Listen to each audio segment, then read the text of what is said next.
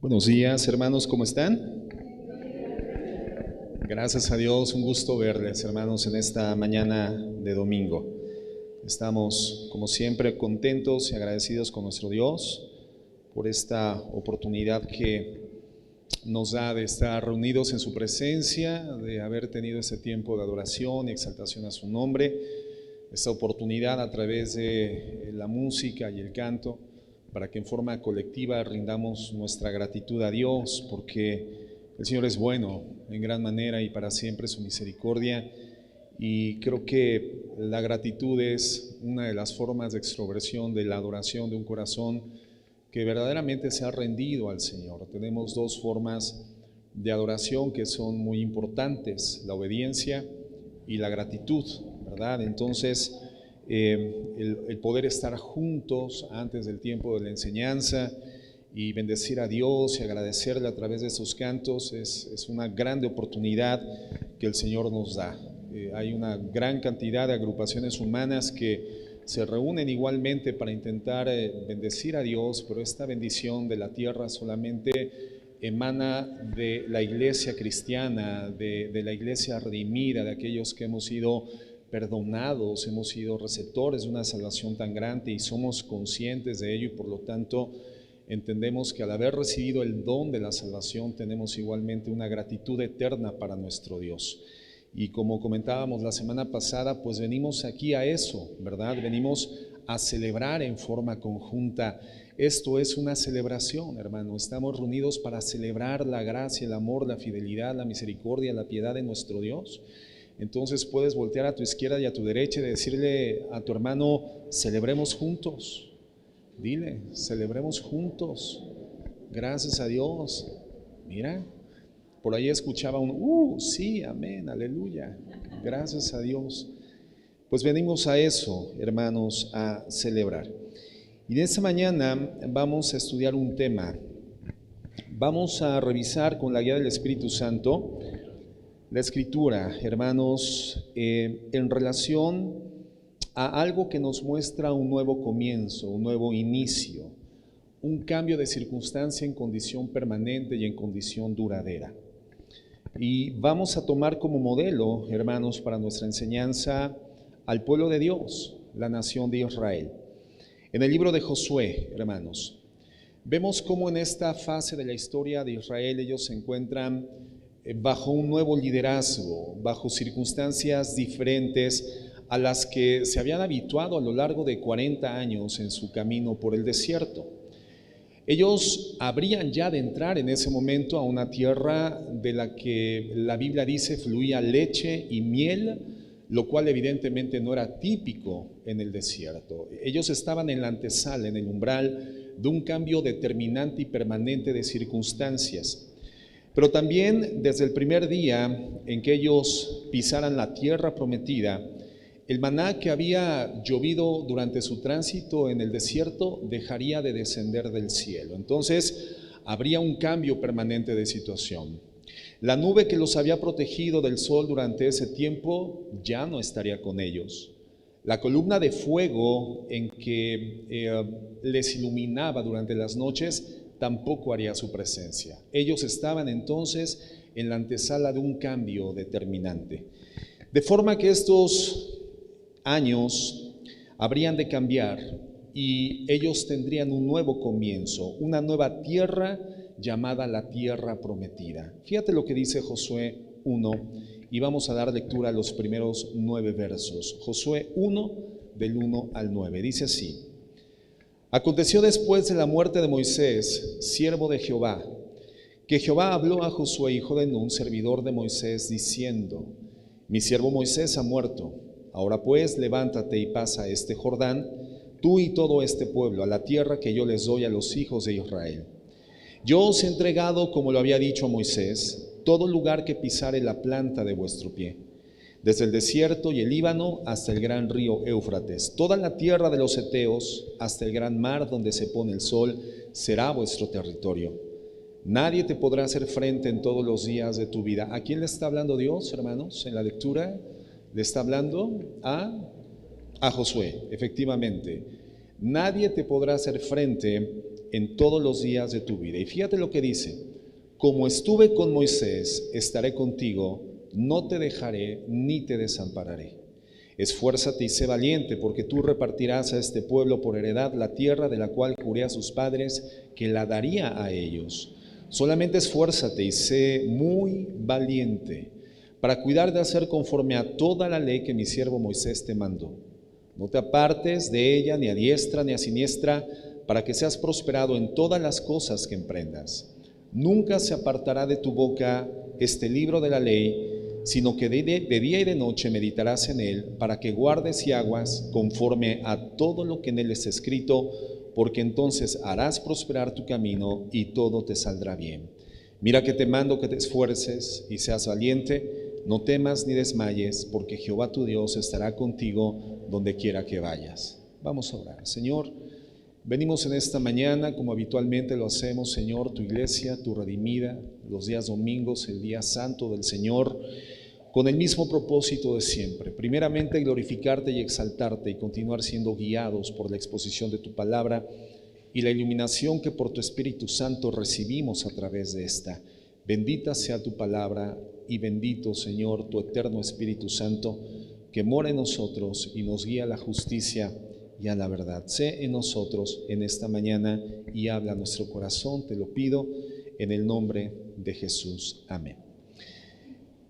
El capítulo comienza haciendo una mención sobre un evento muy importante. Dice: aconteció después de la muerte de Moisés. Esto es nuevo, eso es un cambio, eso es una circunstancia que marca una transición hacia una nueva circunstancia, una nueva situación de cosas. Moisés, hermanos, ya no se encontraba presente, ya no se encontraba vivo, ni al frente liderando el pueblo de Dios, como lo había venido haciendo a lo largo de 40 años. La vida de Moisés se había terminado, pero algo muy importante de entender es que los planes de Dios no se habían terminado. Es decir, el final de la vida de Moisés no pone por término los planes de Dios a favor de la nación. Y muchos creen que Moisés es el líder más grande de la historia redentora, pero el secreto de la grandeza de Moisés, hermano, no estaba en Moisés. El secreto se encontraba en el Dios de Moisés, en el Dios de Moisés. Y ese Dios, hermanos, está todavía en esta narrativa con el pueblo, y eso es lo que Dios está comunicando precisamente a Josué, que aun cuando Moisés ya no se encontraba, ya no estaba vivo, el Dios de Moisés estaría con él de una forma extraordinaria. De la misma forma en la que estuvo con Moisés, ahora estaría con Josué. Y Dios le llama a Moisés, le dice: mi siervo. Y nos damos cuenta de que Dios llama de esta forma a todo aquel que le sirve en sus propósitos. Les llama mis siervos. Por ejemplo, ¿no? Vemos al rey Nabucodonosor, conocemos un poco la historia y nos damos cuenta de que en el libro de Isaías le llama a Ciro, rey del imperio persa, Ciro, mi siervo.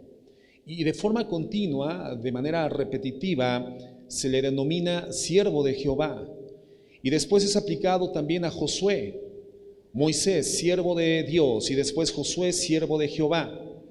Siervo de Jehová. Josué ahora es llamado como el siervo de Dios, porque ahora él operaría en función de los propósitos del Creador.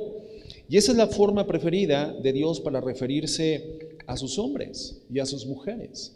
Aquellos que se insertan en el engranaje, en la dinámica, en esta maquinaria desde la tierra que opera con el propósito de glorificarle a Él a través de la operatividad, la puesta en práctica de los propósitos suyos. Dios nos llama sus siervos. Y este es un vocablo que enfatiza justamente lo que somos, hermanos. Enfatiza lo que se supone que debemos de hacer en esta tierra, enfatiza la razón por la cual después de nuestra redención en Cristo permanecemos en esta tierra. Muchas veces hemos comentado ¿Cuánto desearíamos después de la redención salir de las condiciones terrenas y caídas de este medio ambiente pecaminoso en el cual vivimos y que hace muy difícil el caminar y el transitar en una vida creciente en santidad? Y muchas veces hemos deseado ya estar en la presencia de Dios, pero el Señor no nos lleva a su presencia después de nuestra redención. El Señor nos hace permanecer en esta tierra para que ahora en condición redimida nosotros nos engranemos en la maquinaria de cumplir sus propósitos, los propósitos de Dios, y entonces nuestra vida desde la tierra produzca gloria para Él en los cielos. El propósito de nuestra vida, hermanos, es eso, es ser instrumentos en las manos de Dios para sus propósitos. Entonces, durante su tiempo Moisés fue un gran siervo. Dios lo hizo un gran siervo a través de situaciones y de circunstancias diversas. El Salmo 106:23 dice lo siguiente: y trató de destruirlos, de no haberse interpuesto Moisés su escogido delante de él, a fin de apartar su indignación para que no les destruyese. ¿Recuerdas cuando Dios le dice a Moisés: sabes qué? Yo te voy a quitar este pueblo que es rebelde, que es contradictor, y te voy a dar una nación nueva? Y entonces Moisés, en vez de decirle a Dios: sí, Señor, quítame a estos tercos y obstinados y rebeldes, no, lo que hace Moisés es interceder por el pueblo delante de Dios. Ahora, evidentemente no es que el corazón de Moisés fuera más noble o bueno que el corazón de Dios, sino que Dios estaba probando la condición del corazón de Moisés, y con ese acto de intercesión entonces él estaba mostrando el crecimiento espiritual, la madurez que había cobrado su alma, su corazón, su perspectiva espiritual, y entonces él estaba operando como Dios opera, en intercesión por los que ama. Y entonces vemos a este hombre porque es definido como un hombre manso, humilde y siervo de Dios, porque desde la tierra Moisés siempre operó en el engranaje de glorificar a Dios, poniendo en cumplimiento los propósitos que el Señor le había asignado. Las oraciones de Moisés intercediendo por el pueblo nos habla de la forma como este hombre supo prepararse en la brecha, pararse en ese lugar de intercesión ante Dios para que el pueblo no fuera destruido, hasta el punto en que Dios le menciona precisamente en este salmo, en esta pequeña partícula del salmo que acabamos de leer. Pero la obra de Moisés, hermano, en este momento había llegado a su fin, se había terminado. Dios tenía una asignación para Moisés, y al terminar la asignación, simplemente Moisés es retirado de la escena y es puesto en acción un nuevo líder, Josué, quien se forma a los pies de Moisés, al lado de Moisés, como siervo de Moisés, para una labor que posteriormente él recibiría. Entonces, hermanos, ¿de qué nos damos cuenta? Dios, hermano, no había terminado con su obra, Dios no había terminado con sus propósitos. La obra de Moisés había llegado a su fin, pero la obra de Dios continuaba. Josué, hermano, no fue un improvisado. Josué se formó al lado de Moisés, caminando con Moisés, sirviendo a Moisés, caminando del lado de Moisés, hermano, de forma constante. Josué no fue un improvisado, no fue un espontáneo.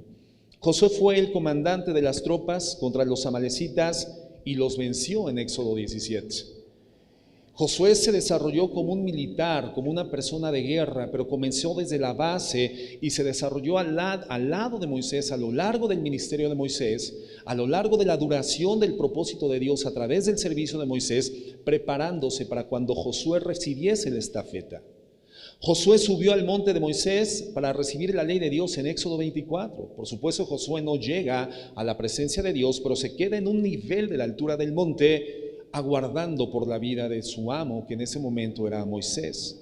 Josué estaba con frecuencia, entonces vemos, acompañando a Moisés al tabernáculo cuando iba a orar. Y en Éxodo 33 encontramos, por ejemplo, que cuando Moisés se aparta del tabernáculo, Josué se queda en el tabernáculo orando a Dios. Entonces, ese es un hombre que Dios ha formado a la sombra de un gran liderazgo.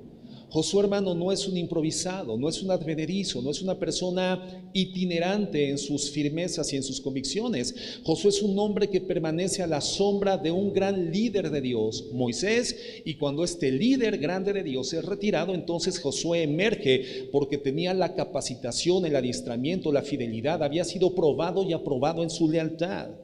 Es un hombre que Dios ha formado a la sombra de un gran líder. Entonces aquí encontramos un primer mensaje para nosotros. Nunca pretendamos ser el escenario o el instrumento de una gran obra de Dios si no nos encontramos al abrigo de un proceso de preparación auténtico en nuestra vida espiritual.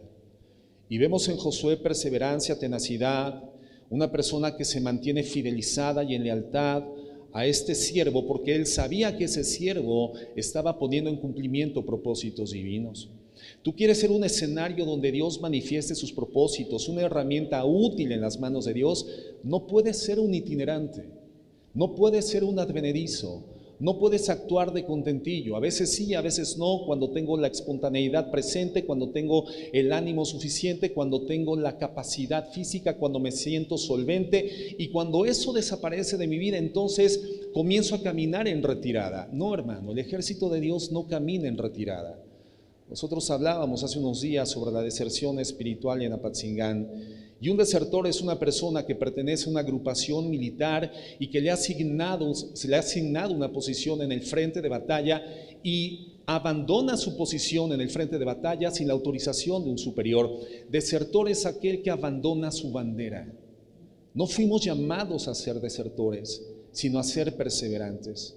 Y una bandera eventualmente representa, hermanos, los símbolos patrios, aquello que le da identidad a una persona con su nación, aquello que representa el color de su propia identidad. Nosotros tenemos símbolos patrios, hermanos, con los que como cristianos no tenemos ningún problema en identificarnos, porque de entrada el concepto de Estado-nación nace en la mente de Dios. Dios constituye estados nacionales y les da diferenciaciones muy importantes: el idioma, la idiosincrasia, la cultura, las condiciones y características raciales, etc. Por lo tanto, identificarnos con nuestra bandera, nuestro himno y nuestros símbolos patrios no es ninguna violación a preceptos divinos, al contrario, es caminar en dirección correcta. Un militar, por ejemplo, cristiano, no está pecando. Por supuesto que un cristiano puede ser militar, puede ser marino, puede formar parte de las Fuerzas Armadas, no es pecado, al contrario, es servir a Dios a través de servir a tu patria. Un pastor no puede ser militar. En nuestro caso, en México, no tenemos esa posibilidad los ministros de culto, pero un cristiano que no es llamado al ministerio de la exposición de la palabra, por supuesto que puede ser militar y servir a Dios a través de servir a su patria. Bueno, la deserción es precisamente cuando abandonamos la bandera que nos ha sido asignada, y nosotros tenemos una bandera que corresponde a nuestra identidad nacional, que es el reino de los cielos. El reino de los cielos al cual pertenecemos hoy por la redención, por la gracia en Cristo Jesús, hermano, tiene una cultura, tiene elementos identificables. Tenemos una identidad en el reino de los cielos y nosotros representamos ese reino de los cielos en la tierra, y no fuimos llamados a abandonar nuestra posición en el frente de batalla espiritual, sino a continuar siendo formados a través de estar en la sombra o a la sombra de un gran propósito que Dios ha establecido en la tierra, que para la iglesia cristiana no es otro, sino fundamentalmente la predicación del evangelio de la gracia. ¿Qué vemos entonces, hermanos? Que Dios no improvisa a sus siervos, Dios no improvisa su obra, ni usa improvisados para su obra, ni advenedizos, ni personas de contentillo. Lo primero que Dios le está comunicando a Josué es la fidelidad de ese Dios que permaneció con ellos durante 40 años en el desierto, a pesar de la rebeldía del pueblo al cumplir la promesa que él había asignado. Ellos fueron rebeldes ante la misma mención de la promesa, pero Dios había dado una promesa desde años antes, hermanos, a Abraham, a Isaac y a Jacob. Y fíjate cómo se lo hace saber a Josué en el verso 2. Dice: mi siervo Moisés ha muerto, ahora pues levántate y pasa este Jordán, tú y todo este pueblo, a la tierra que yo les doy a los hijos de Israel. Le dice: levántate, Moisés ha muerto. Y eso, hermanos, es interesante, porque cuando leemos el relato de la muerte de Moisés, en el último capítulo de Deuteronomio, cuando le damos la vuelta a la página, hermano, todo continúa como si nada hubiese sucedido. Es decir, para Dios la muerte de Moisés no es un acontecimiento que obstaculice sus planes, sino que los planes de Dios tienen una perfecta continuidad. Moisés muere, pero Josué ahora está aquí ya presente. Sigamos adelante. Es la forma en la que Dios lo ve. Moisés ha muerto, pero Josué ya está listo y preparado. Entonces sigamos adelante. Y esto, bueno, nos habla de cuán secundario somos como seres humanos en el plan que Dios está realizando. Por esto, el principio bíblico, hermanos, no nos muestra la existencia de grandes siervos de Dios. No, la Biblia no nos habla de grandes siervos de Dios, sino hombres simples al servicio de un Dios que es grande. Y no podemos perder de vista esto. O sea, no vemos en la Biblia una exaltación de los siervos de Dios por encima de los planes del Dios que establece en funcionamiento en la tierra a sus propios siervos. No vemos a grandes siervos, vemos a siervos simples, obedientes a los propósitos de Dios, sirviendo a un Dios que es extraordinariamente grande, un Dios que va más allá de la durabilidad de la vida de sus siervos, un Dios que va más allá de las limitaciones, equívocos o desvíos de sus siervos. Entonces, hermanos, los planes de Dios son grandes no porque sean efectuados por siervos, sino porque son efectuados y planificados y puestos en instrumentación en la tierra por un gran Dios. No sé si me estoy explicando con esto, ¿no? Entonces, esto tira por tierra el concepto del gran siervo de Dios, que lamentablemente priva tanto en nuestra cultura cristiana en estos últimos años. El gran siervo de Dios. Y vas a un evento, vas a un congreso y leen esos currículos impresionantes, ¿verdad? De esos grandes siervos de Dios, y pierden de vista que ninguno de esos grandes siervos, entrecomilladamente, son indispensables para que Dios le dé continuidad a sus planes. Los planes de Dios no dependen de sus siervos, depende del gran Dios que les da efecto. Por 40 años, hermanos, Dios alimentó al pueblo, protegió al pueblo, guió al pueblo, y ahora es el tiempo de ir y cruzar el Jordán para poseer la tierra que Dios ya había prometido. Esa es, hermanos, la fidelidad de Dios en acción, haciendo cumplir lo que Él había prometido. 40 años en el desierto, nos damos cuenta que no pudieron obstaculizar el cumplimiento del plan de Dios. La rebeldía del pueblo de Dios en el desierto no tuvo el poder de obstaculizar el cumplimiento de la promesa de Dios. Y esto es, hermano, fidelidad en el corazón de Dios. Sin embargo, 40 años de rebeldía del pueblo de Dios en el desierto sí terminó siendo un impedimento para que una generación no pudiera ver el cumplimiento de la promesa en la recepción de la tierra prometida. Entonces, ¿te das cuenta? La infidelidad del pueblo de Dios no obstaculizó los planes de Dios, pero la infidelidad del pueblo de Dios sí le obstaculizó a ser la generación receptora de los planes que Dios le había entregado. ¿Qué entendemos de esto? Bueno, hermanos, que nuestra rebeldía no va a afectar un ápice, un milímetro, la fidelidad de Dios a sus propias promesas, pero sí nos puede eximir de ser parte de quienes recibimos sus promesas. Nuestra infidelidad no va a ser un obstáculo para que el Señor cumpla sus promesas, pero nuestra infidelidad sí puede ser un obstáculo determinante para que nosotros no seamos aquellos que reciban las promesas de Dios. ¿Me estoy explicando? La muerte de Moisés tampoco fue un impedimento, los gigantes no fueron un obstáculo para que se cumpliera la promesa. Entonces Dios dice: cruza el Jordán, porque yo estoy contigo. Hermanos, esa es la conversación que Dios sostiene con Josué. Cruza el Jordán porque yo estoy contigo. En el verso 3 dice: yo os he entregado, como lo había dicho a Moisés, todo lugar que pisara en la planta de vuestro pie. Entonces Dios está diciendo: Josué, marcha con confianza. Puedes marchar con firmeza, porque yo voy a darte cada lugar que sea pisado por tus pies. Hermanos, pues esa es una declaración de fidelidad de Dios para cumplir sus promesas. Es una garantía de que Dios está personalmente involucrado en sus proyectos, al punto que comienza a darnos detalles muy bien descritos. Fíjate lo que dice el verso 4. Desde el desierto y el Líbano hasta el gran río Éufrates, toda la tierra de los heteos, hasta el gran mar donde se pone el sol, será vuestro territorio. O sea, desde el Mediterráneo, que está al oeste, hasta Egipto, que se encuentra al sur, hasta el río Éufrates, que está al norte, toda esa tierra, que de hecho el día de hoy todavía no es ocupada por la nación de Israel, todo eso, hermanos, sería la tierra prometida para su pueblo. Una tierra que Dios promete 69 veces a Israel en el libro de Deuteronomio, hermano. Cuán firme y determinante es la fidelidad de Dios, que no solamente lo dice una vez, sino que lo establece, lo certifica, lo verifica, lo continúa estableciendo, lo sigue verificando. 69 veces dada esta promesa. Y fíjate cómo Dios continúa afirmando el corazón de Josué. Verso 5, le dice: nadie te podrá hacer frente en todos los días de tu vida. Como estuve con Moisés, estaré contigo, no te dejaré ni te desampararé. O sea, le está diciendo: no serás derrotado jamás. Pero Dios revela junto con esto la razón por la cual Josué sería un victorioso. Josué sería invencible. Dice: yo voy a estar contigo. Como estuve con Moisés, así estaré contigo. No te voy a dejar, no te voy a desamparar. Yo soy tu victoria. Es lo que le está diciendo el Señor. O sea, el Señor no le permite a Josué atribuirse a sí mismo alguna facultad o habilidad o algún tipo de fidelidad o virtud humana, el motivo de sus alcances victoriosos en el desarrollo de la misión. No, el Señor establece cuál es el factor de la victoria, el factor fundamental para la esencia de la victoria en el ejercicio del ministerio de Josué ahora. Y este factor fundamental es que Dios estaría ahora con él de la misma forma que en el pasado había estado con su siervo Moisés.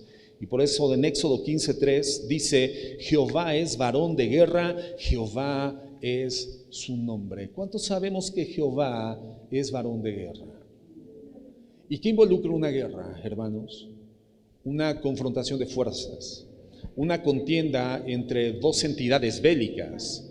Una guerra involucra un conflicto donde inequívocamente tiene que existir un victorioso, alguien que emerja con la victoria de esa contienda. Bueno, el Señor nos está diciendo: Jehová es varón de guerra, Jehová es su nombre. Y las guerras en las que Dios participa son guerras que Dios gana siempre. Si Dios está involucrado, el motivo de tu victoria, hermano, no es tu habilidad, tu destreza, tu capacidad, tu inteligencia. El motivo de tu victoria es que Dios está contigo. ¿Me estoy explicando? Dios está contigo. Dice: de la misma forma que hice cruzar al pueblo por el Mar Rojo, ahora también secaré el Jordán para que mi pueblo entre a la tierra prometida. Y estaré contigo de forma especial, de la misma forma en que estuve con Moisés.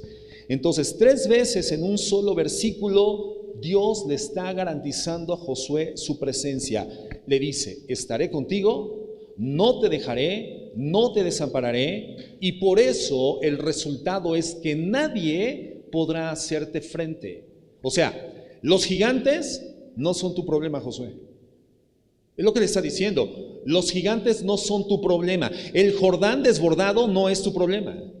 El hecho de que los pueblos que están en la tierra prometida son más numerosos, más multitudinarios y mejor armados que ustedes, ese no es tu problema. El hecho de que militarmente estén mejor organizados, ese no es tu problema. La promesa ha sido hecha. Tu enfoque entonces, Josué, tiene que ser creerme. Tu tarea en todo esto, en todo este proceso, solamente consiste en creerme. ¿Y cuál es la evidencia de que creemos, hermanos? ¿Perdón?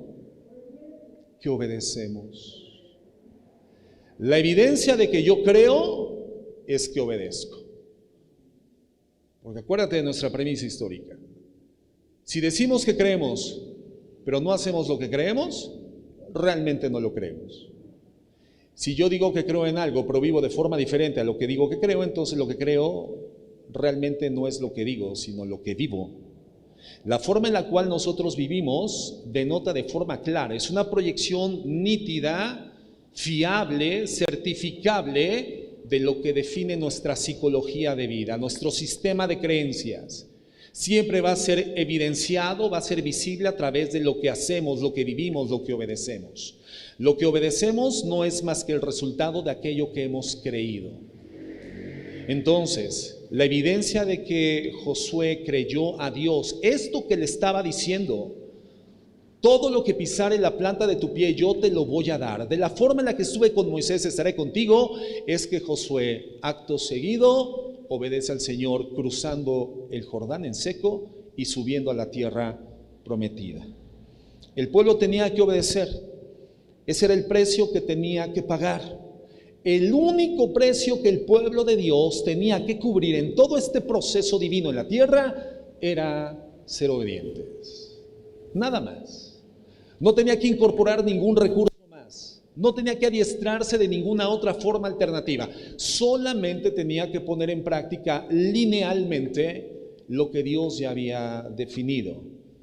Dios sabía, hermanos, que uno de los enemigos y opositores a la posesión de la tierra prometida era el temor, era el miedo. Y ese sigue siendo, en muchos, el más grande opositor en nuestro caminar con Dios.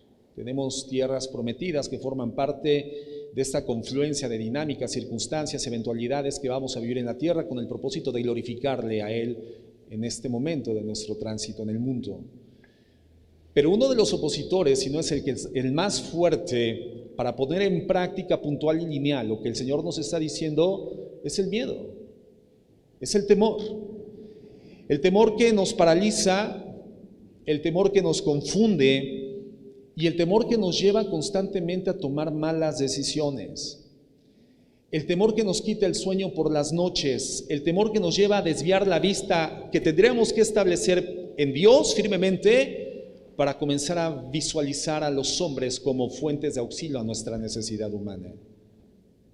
El temor que nos quita el sueño. ¿Cuántas veces has pasado, hermano, noches en vela por estar pensando y pensando e intentando dilucidar la solución a una circunstancia que tiene su resolución determinante en la obediencia a Dios? Pero ese dilucidar constante, ese pensamiento continuo, hermano, se encuentra originado en el temor, en el miedo. El miedo paraliza, el miedo confunde, el miedo desvía. El miedo es una especie de cortina de humo, es una especie de pantalla cinematográfica que te presenta un drama muy bien estructurado, muy bien elaborado, en Technicolor a todo color, con sonido Dolby Stereo, que te permite percibir perfectamente lo que está siendo proyectado, pero lo que está proyectándose no se encuentra en el plano de las realidades divinas. Tú cuando vas al cine, hermano, y crees que vas a ver a los personajes y al final de la película te esperas a la salida para que te firmen un autógrafo, pues estás confundido, hermano, porque ninguno de los artistas que están proyectados en la pantalla están en el cine, ¿o sí? Cuando tú te aproximas a la pantalla y la rasgas, atrás de la pantalla no existe absolutamente nada. Pero el temor te permite creer, te lleva a creer, te confunde al nivel de pensamientos que ligan coherentemente ideas con lógica suficiente, pero con infactibilidades totales. Pero el temor tiene ese poder. El temor es una forma de fe negativa. ¿Qué es la fe de acuerdo a la palabra de Dios? Es la certeza de lo que espero y la convicción de lo que no se ve. Entonces, la fe tiene que ver con lo que no ves y con lo que no tienes. Esa es la fe. ¿Cómo podríamos definir el temor? De la misma forma, es la convicción de lo que no veo y la certeza de lo que espero. Nada más que en una dirección negativa, algo catastrófico, algo que puede poner en tela de juicio mi estabilidad, en riesgo mi ecuanimidad, en riesgo mi economía, mi familia, mi negocio, mi expectativa, mi programa de vida, mi proyecto futuro. Y entonces, por cuanto lo veo en riesgo, eso genera miedo. No tengo todavía lo que espero, pero seguramente va a llegar, y eso produce miedo en mi vida. Todavía no lo veo en el plano de la realidad, pero seguramente lo veré, y eso produce temor en mi vida. El miedo y el temor es una fe negativa, hermano. Entonces el temor es uno de los obstáculos más grandes con los que nos vamos a enfrentar en el tránsito de nuestra vida cristiana, sirviendo a Dios para poner en práctica lo que Dios ha establecido que debemos de hacer. Y fíjate lo que dice en el verso 6. Le dice el Señor: esfuérzate y sé valiente. Entonces el Señor nos llama no a no tener miedo, no a no tener temor. El Señor nos llama a ser valientes. ¿Y qué es la valentía? La valentía no es la ausencia de temor. La valentía es que cuando el temor llega a tu vida, no tiene el poder de controlar tu forma de pensamiento y tu forma de acción. A pesar de que hay circunstancias que pueden poner en entredicho la estabilidad de tu futuro, esas circunstancias no definen tu perspectiva futura, sino que tu perspectiva sigue siendo dictaminada por la palabra de Dios. Y por lo tanto, aun cuando el miedo haga su presencia, no tiene el poder de gobernar ni tu mente ni tus acciones, porque lo que tiene tu mente termina definiendo tu accionar y tus decisiones. Entonces, el Señor no nos dice que no tengamos miedo, el Señor nos dice que a pesar del miedo, seamos valientes. Y le está diciendo eso a Josué: esfuérzate y sé valiente, porque tú repartirás a este pueblo por heredad la tierra, la cual juré a tus padres que daría a ellos. O sea, no debes de pretender ser valiente, Josué, por tu propia fuerza, no, sino que tu fortaleza y valentía tienen una base inamovible. Y la base inamovible de tu fortaleza, el cimiento de tu fuerza y valentía es una promesa que yo juré a tus padres que daría.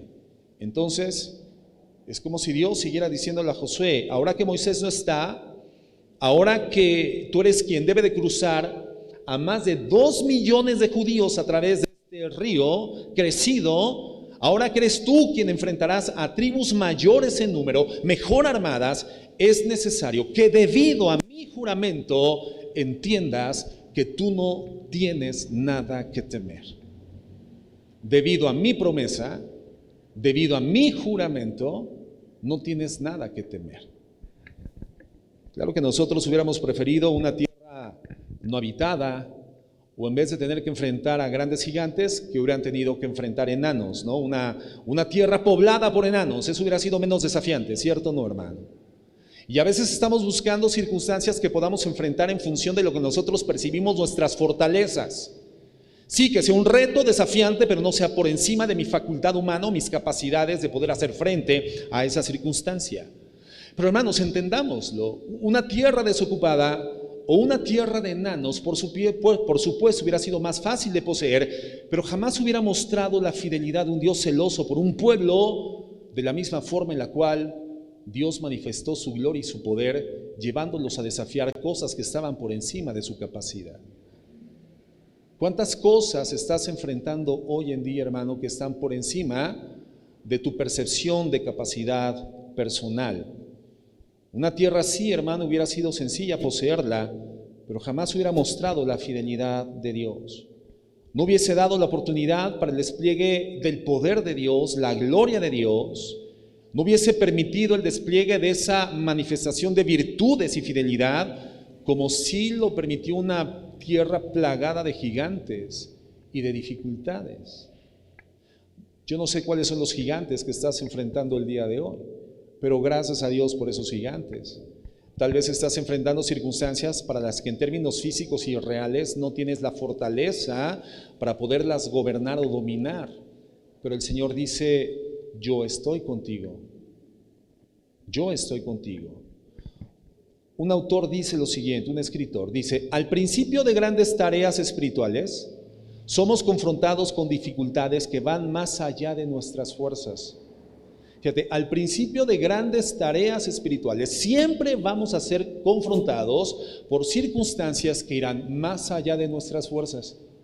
Ahora, ¿quién de aquí desea recibir grandes tareas espirituales de parte de Dios? ¿Quién de aquí quiere ser visto como el hombre que Dios utilizó para una familia, para un matrimonio, para la edificación espiritual de hijos que hoy son fieles siervos de Dios, que aportan virtud de una generación a otra generación? ¿Quién desea ser padre de hombres y mujeres fieles? Esa es una gran tarea. ¿Quién desea ser el empresario de una organización económica que glorifica a Dios y bendice la obra de Dios? ¿Quién desea eso? ¿Quién desea ser un jefe de familia cuyo núcleo se encuentra todo al servicio de Dios? ¿Quién desea eso? ¿Quién desea ser un predicador utilizado de forma especial por los propósitos de Dios en esta tierra, en esta nación o en esta comunidad? ¿Quién desea eso? Hermano, ¿quién? Nadie. Entonces, hermano, una gran tarea, tienes que estar consciente que va a representar grandes desafíos. Vas a ser confrontado con dificultades que van más allá de tus fuerzas. Y a veces nos vemos heroicamente, hermano, llevando el evangelio a las naciones de la tierra, pero no nos damos cuenta de que la gran misión comienza desde el hogar. Generar hijos obedientes en el temor de Dios es una tarea altamente desafiante, papá, mamá. Y no esperes que sea una tarea fácil. No es una tierra de enanos o despoblada la que tienes que poseer. Es una tierra llena de gigantes, y la mayoría de ellos, hermanos, con fortalezas por encima de las tuyas. ¿Cuáles son los gigantes que hoy los padres de familia enfrentamos en la crianza de nuestros hijos? ¿Cuáles, hermano? La cultura caída, la diversidad de género. Esa cultura, hermano, como nunca, hermano, ha prevalecido en nuestros días, y es la filosofía representativa de aquello que se contrapone más frontal y abierta y desvergonzadamente al Evangelio de la gracia, que como padres somos llamados fundamentalmente a insertar e inseminar en el corazón de nuestros hijos: las ideologías de género, la libertad sexual, los principios del menor esfuerzo para el mayor de los resultados. Esas son las grandes tareas que estamos desarrollando en medio de grandes gigantes. Entonces, hermano, por supuesto que no está mal vernos como siervos de Dios llevando el Evangelio a los lugares recónditos de la tierra, pero primero tenemos que llevar el Evangelio al corazón recóndito, a la fibra sensible y recóndito de nuestros hijos, de nuestra esposa, de tu cónyuge, hermana, de tu familia, de tu abuelo, de tu tía, de tu mamá, si no son personas creyentes. Que tu familia sea un testimonio de vida diferente y respaldada por Dios en una tierra de grandes gigantes, que es una tierra consumida por la maldad, consumida por el pecado. Por supuesto que van a haber grandes desafíos, pero la palabra de Dios dice que es así. Mira, por ejemplo, antes de iniciar su ministerio, el Señor Jesucristo fue llevado al desierto, ¿te acuerdas? En Mateo 4 encontramos la historia, y ayuna por 40 días y noches, y fue tentado persona a persona por Satanás mismo, en el momento en el que humanamente tenía más hambre y más necesidad, y antes de su gran tarea, él tuvo que enfrentar esta tentación. Otro comentarista dice: en esos momentos, en los momentos de enfrentar una tarea grande, debe de preocuparnos más de dónde ha venido el mandato y la validez del mandato, que la preocupación por nuestra propia fortaleza y habilidad para llevar a cabo la tarea. Porque si es Dios quien nos ha ordenado la tarea, la fortaleza para realizarla llegará cuando la necesitemos. ¿Tú crees esto? Yo sí, porque tiene un contexto bíblico, un fundamento bíblico. Entonces no debe de preocuparnos tanto cuán difícil es, cuán grande es el mar que hay que cruzar, cuán alta es la montaña que hay que escalar, cuán desafiante es la tarea que hay que desarrollar. No, tiene que preocuparnos fundamentalmente saber cuál es la fuente del mandato, la autenticidad de la fuente del mandato. Y si el mandato es asignado por Dios, entonces, hermano, Dios proveerá de su fuerza la necesaria cuando llegue el momento de la necesidad, cuando sea necesario. Y esa es la clave. ¿Cuál es la clave? ¿Es Dios quien me está llamando o no es Dios? Porque de eso se deriva todo, ¿no?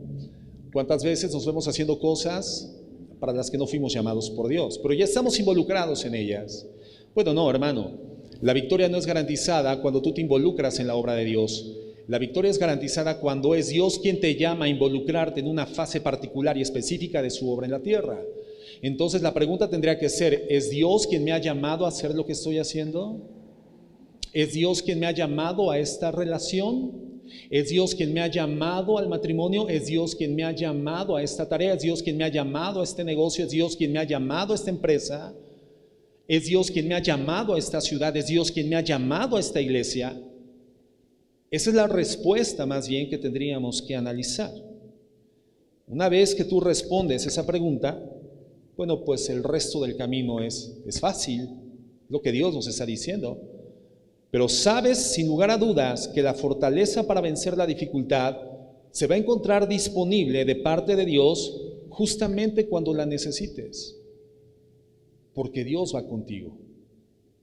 Y así como ese Dios que estuvo con Moisés y ese Dios que estuvo con Josué, es el mismo Dios que estará con nosotros cuando de la misma forma que Moisés y Josué, nosotros estemos involucrados en aquello para lo que Dios nos llamó. Ahora, tú eres una persona casada, y lamentablemente no tienes el mejor resultado hasta este momento en las condiciones maritales y matrimoniales, es decir, tu matrimonio se encuentra en una fase de despropósito, no está funcionando para aquello que Dios lo diseñó, bueno, tu pregunta no tendría que ser, ¿Dios me está llamando a permanecer o a no permanecer en ese matrimonio? ¿Cuál será la respuesta? El 100% de las veces. Permanecer. ¿Estás casado? ¿Estás casada?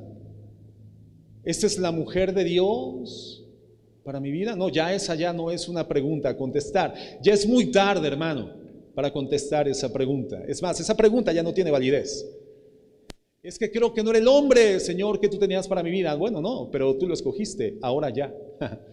Porque si bien no era el hombre o bien no era la mujer, lo que sí es un propósito permanente e indivisible de Dios es el matrimonio. Ya estás en un matrimonio, entonces el llamamiento de Dios es a permanecer en ese matrimonio. ¿Hasta cuándo? Hasta que la muerte los separe. Fácil, Señor, te lo mando. No es un proceso que tú no puedes tampoco manipular, hermano, hermana, ¿verdad?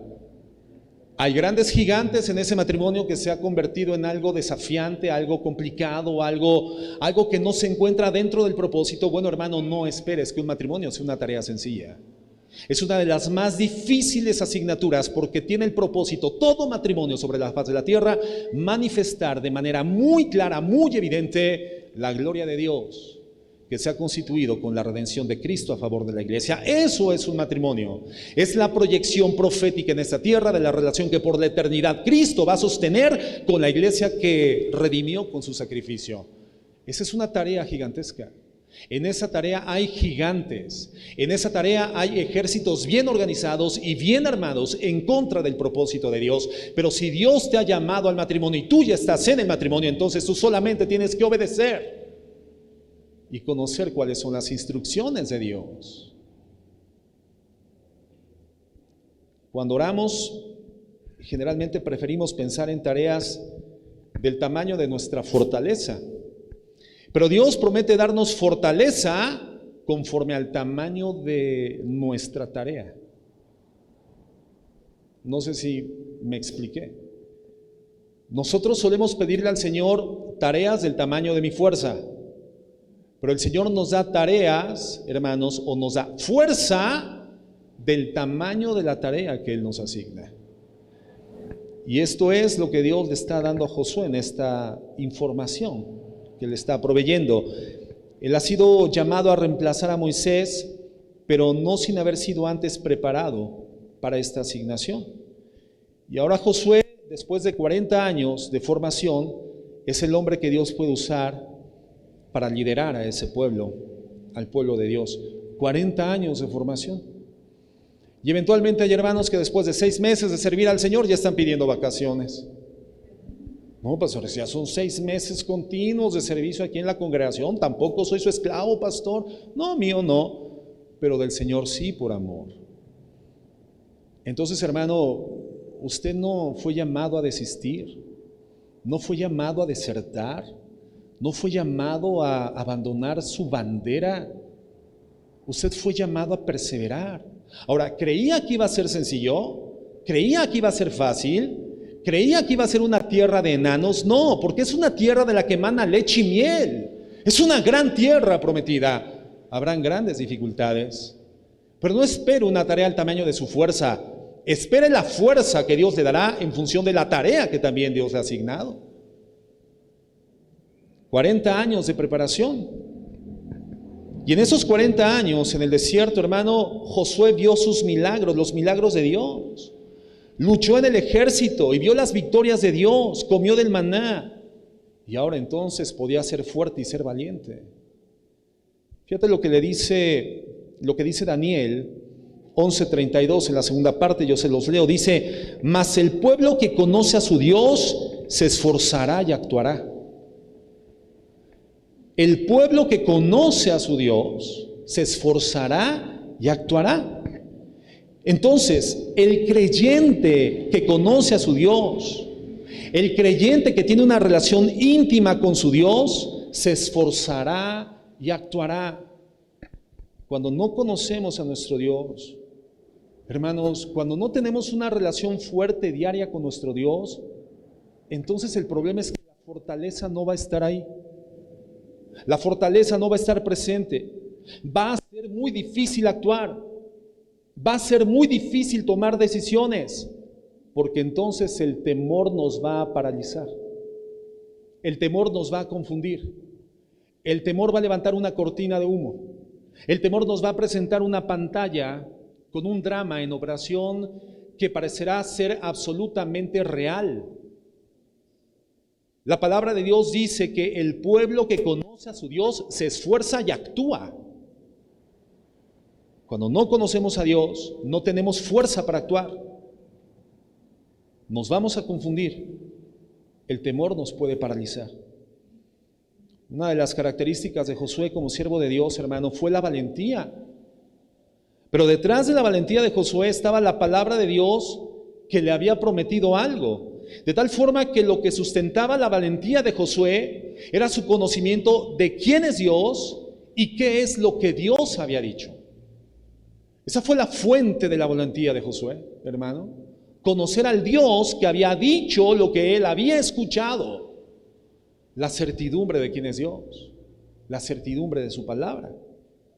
Y Josué demostró esto todo el tiempo, hermanos. 38 años antes, espías fueron enviados a la tierra prometida. Hermano, 38 años antes, y solamente Josué y Caleb retornan al pueblo con un análisis correcto de la circunstancia, con un análisis, con un reporte que era coherente con la promesa de Dios. Sin embargo, otros 10 hermanos llegan con incredulidad y llegan con temor. Y la incredulidad, hermano, es uno de esos pecados frecuentes que se originan en nuestros temores, en nuestros miedos. Ahora, cuando nosotros vemos el pecado de incredulidad en otras personas, pues lo podemos percibir de manera sencilla, pero qué complejo es reconocer la incredulidad en nosotros mismos, ¿no? Qué difícil es reconocer la incredulidad en nosotros. Entonces vemos que Josué está siendo animado por Dios a dejar el temor a un lado y ser fuerte y ser valiente.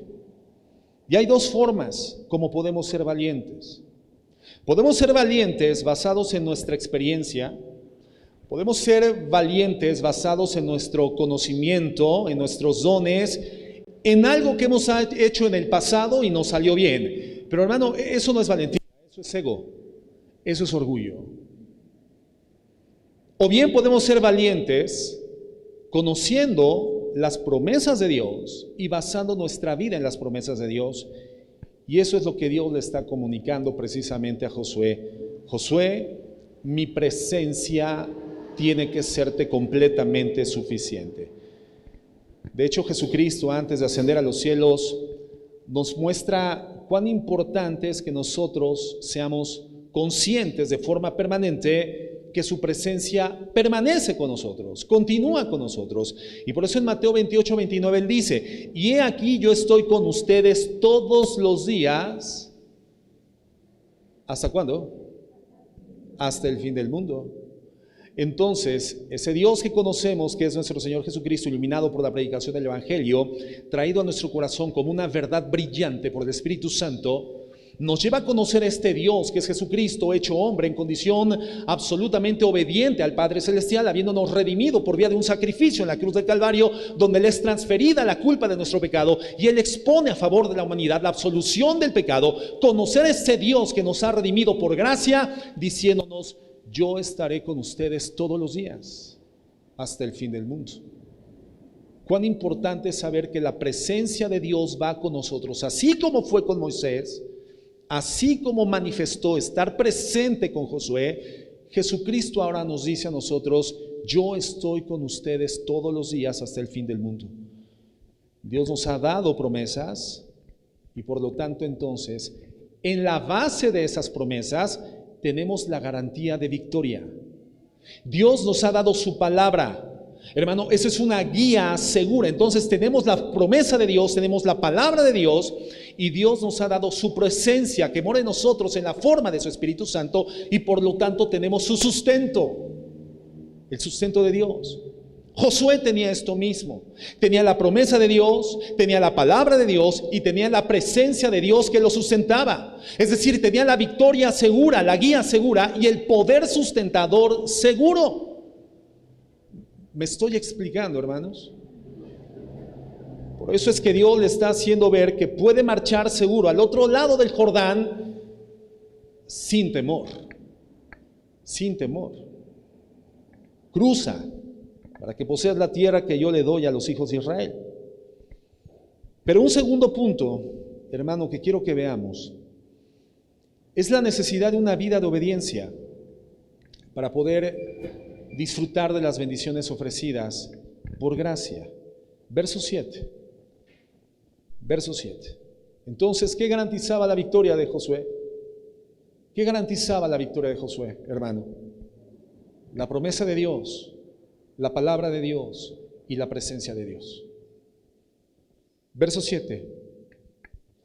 Solamente esfuérzate y sé qué, muy valiente.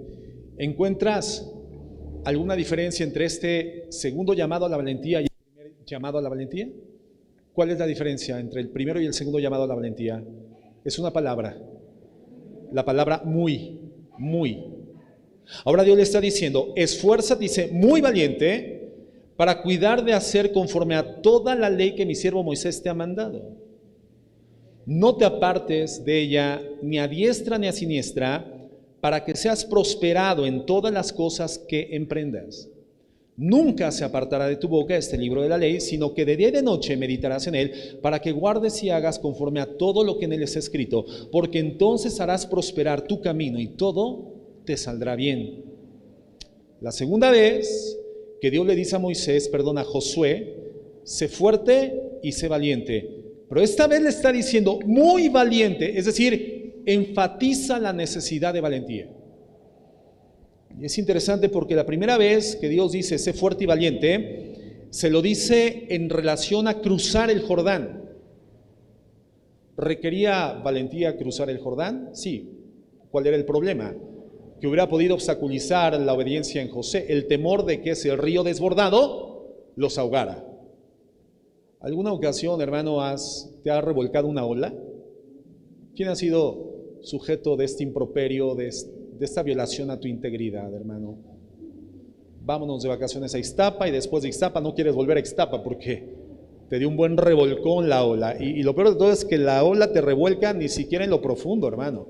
El agua no te llega a las rodillas, pero cuando llega la ola, hermano, te hace ver tu suerte. De repente no sabes en un segundo qué es superficie y qué es bajo, por dónde salgo, y cuando sales, como sales, habiendo perdido toda la dignidad. Quienes hemos sido revolcados por sabemos a lo que nos estamos refiriendo. Ahora, ¿alguna ocasión has nadado en un río con corriente, hermano? Con corriente. Hermano, puede llegar a ser desesperante, porque mientras tú quieres llegar al otro lado del río, a la otra ribera, la corriente te lleva y puedes ser un gran nadador, pero jamás tendrás más fuerte que la corriente, más fuerza que la corriente. Entonces, ¿habría motivos físicos, visibles, reales, para que esto generara temor en el corazón de Josué? Claro que sí, pero él tenía la promesa, tenía la palabra y tenía la presencia. Entonces, Josué ni siquiera tuvo que pensar en si el pueblo tendría la fuerza suficiente para vencer la potencia de la corriente, sino que el Señor decide simple y sencillamente suspender el flujo de la corriente y aperturar una brecha en seco para que de la misma forma que en el Jordán, en el Mar Rojo, ellos pudieran cruzar el Jordán y entrar a la tierra prometida. Y entonces, en la primera ocasión, Dios le dice a Josué, esfuérzate y sé valiente para cruzar este Jordán. Pero cuando Dios le dice, tienes que ser muy valiente, se lo está diciendo en relación a su vida de obediencia. Lo que involucra en primer término que tal vez es más difícil ser obediente que cruzar el Mar Rojo. Ser obediente que cruzar un río caudaloso.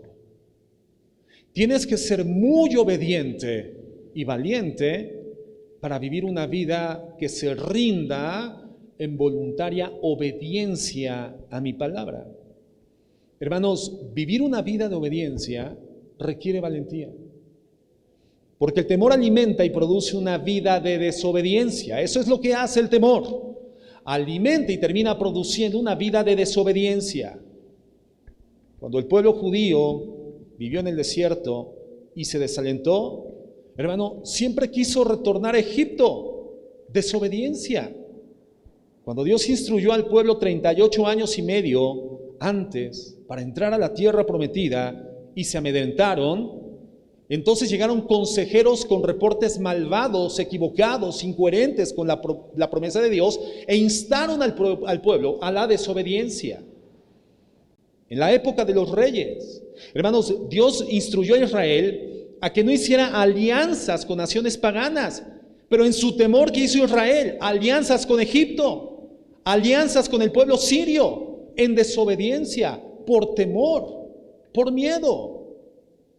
¿Qué vemos con esto? Que el temor frecuentemente nos regresa al hombre viejo que nosotros éramos antes de Cristo, a la mujer vieja que eras, hermana, antes de tu redención en Cristo Jesús. Hoy somos nuevas criaturas, nueva creación espiritual por la redención en Jesucristo. Ese sacrificio meritorio, hermano, que el Señor genera a favor de nuestras vidas por su acto expiatorio en la cruz del Calvario, no solamente nos limpia del pecado, sino que nos da una nueva naturaleza. Y la Biblia nos insta constantemente a vestirnos de ese nuevo hombre, vestirnos de esa nueva mujer, creada conforme a la voluntad y a la semejanza de Cristo. Bueno, es justamente el temor lo que continuamente, hermano, nos impele, nos propulsa, nos inclina a retornar a ese hombre viejo que éramos antes de la redención en Cristo Jesús. Es el miedo lo que nos retorna constantemente a creer nuevamente en lo que ya conocíamos, nuestras formas caídas de pensar y de hacer las cosas, a lo que conocíamos y a las formas en las cuales las hacíamos. De forma que el temor es un terreno fértil para la desobediencia. Y por eso Dios ahora está instruyendo a Josué y le dice: sé fuerte y muy valiente en cuidar, en cumplir toda mi ley. Es decir, obediencia total, no parcial. Obediencia total y no parcial.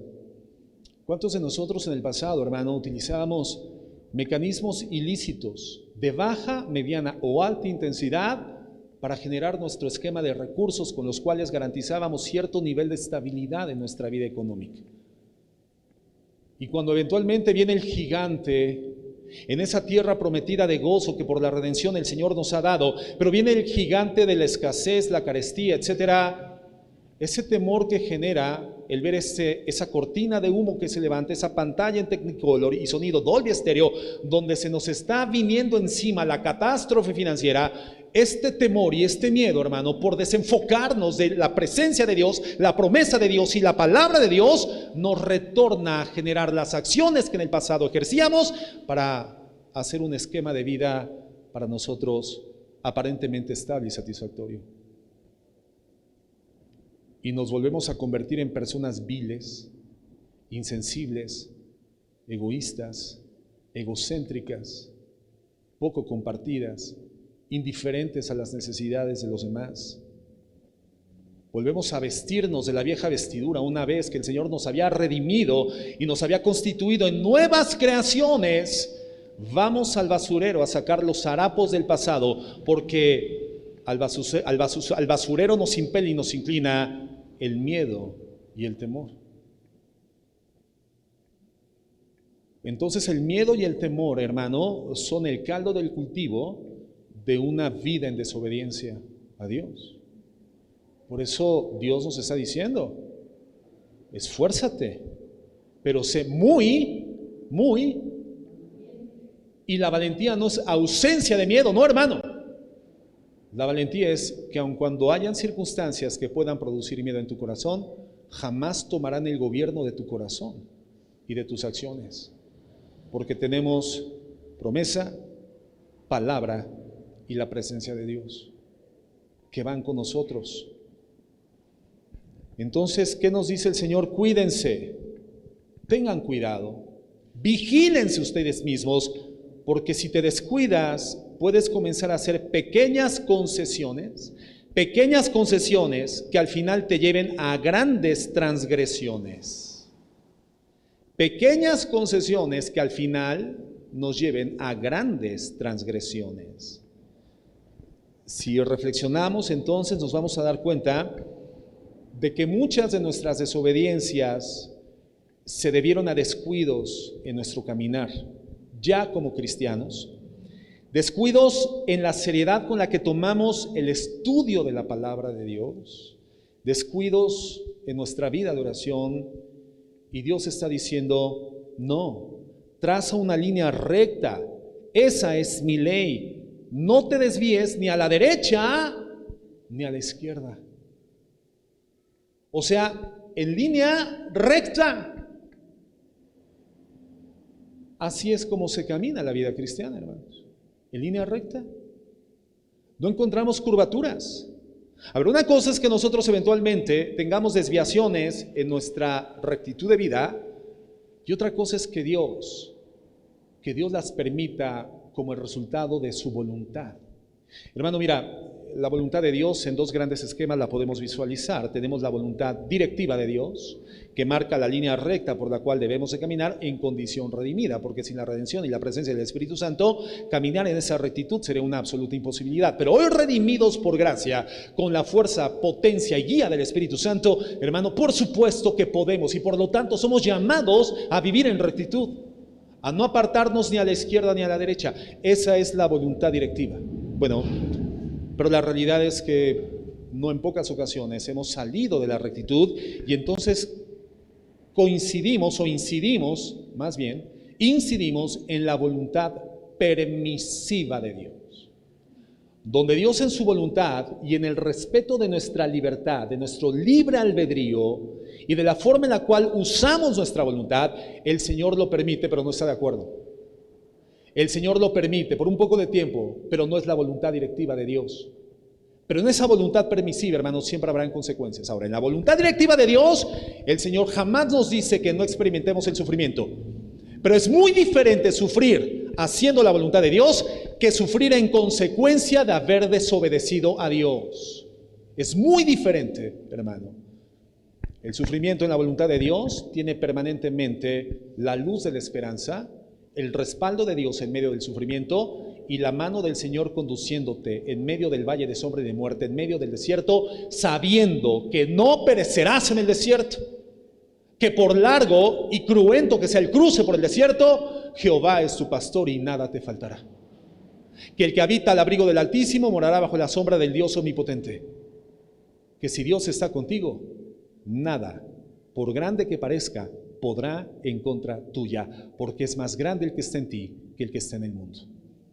Esa es la enorme diferencia de sufrir inevitablemente caminando en la línea directiva de la voluntad de Dios, que es una línea recta, a sufrir en consecuencia de tu desobediencia a Dios. Ahí no tienes esperanza.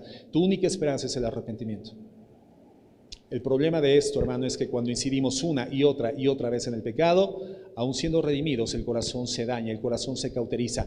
El corazón es afectado de forma lacerante por la continua práctica del pecado y aún podemos terminar con una idea distorsionada de quién es nuestro Dios.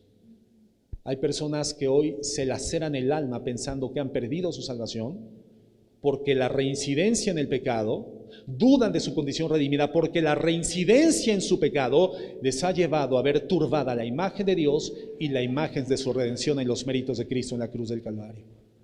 Y vivir siendo un hijo de Dios dudando de tu salvación es la forma más miserable de vivir en esta tierra.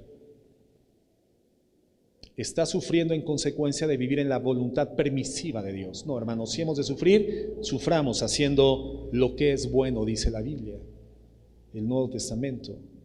Entonces, si reflexionamos, nos damos cuenta de que muchas de nuestras desobediencias tuvieron su origen en descuidos en nuestro caminar, nuestra comunión con Dios, la meditación de la palabra, la vida de oración. Y Dios está diciendo, no, es en línea recta. Es muy interesante, hermano, porque una de las palabras para pecado en el griego es parabasis, que significa cruzar la línea o transgredirla. Significa también desviarse del blanco. transgredir una línea que no debemos de transgredir, cruzar una línea que no fue puesta para ser cruzada, sino para ser vista, pero no para ser cruzada. Entonces Dios le está diciendo a Josué, esmérate tanto en caminar en mi ley de forma que no te desvías ni a un lado ni al otro lado. La encomienda para Josué era intimidante, gigantes, pueblos numerosos, bien armados, y justamente en ese momento es donde él podía sentirse tentado a desobedecer por causa del miedo. Hermano, David, un hombre conforme al corazón de Dios, tuvo miedo y mandó a hacer una contabilización de sus tropas y caballos, y eso produjo en resultado la muerte de 70,000 personas como juicio de Dios, porque él creyó que su fuerza estaba en el ejército y se le olvidó que su fuerza y su poder no estaba en el ejército, sino en la presencia de Dios. No era con espada ni con ejército, sino con el Espíritu Santo de Dios. Y Dios le dice a Josué, nadie te va a poder hacer frente si tienes cuidado de obedecer. ¿Recuerdan qué pasó después de la primera conquista? Jericó, hermanos. El segundo pueblo era un pueblo llamado Ai, me imagino que así se pronuncia, hermano, Ai, H-A-I, con una muchísimo menor cantidad de pobladores y un ejército muchísimo menor que el ejército de Jericó. Bueno, el pueblo va a la batalla y el pueblo de Dios pierde 30,000 soldados. Y Josué va con Dios y le pregunta, ¿qué pasó? ¿Qué pasó, Señor, con tu promesa de que nadie jamás me haría frente? No solamente fuimos derrotados, Señor, sino murió nuestro ejército, parte de nuestro ejército. Y Dios le dice, levántate, tú sabes la razón. Yo te dije que no te descuidaras, que no te desviaras de mi ley, y en la batalla de Jericó instruí que no tomara nadie del anatema, e Israel pecó. Acán codició un lingote de oro. Adán codició y tomó de ese anatema un manto babilónico y lo escondió.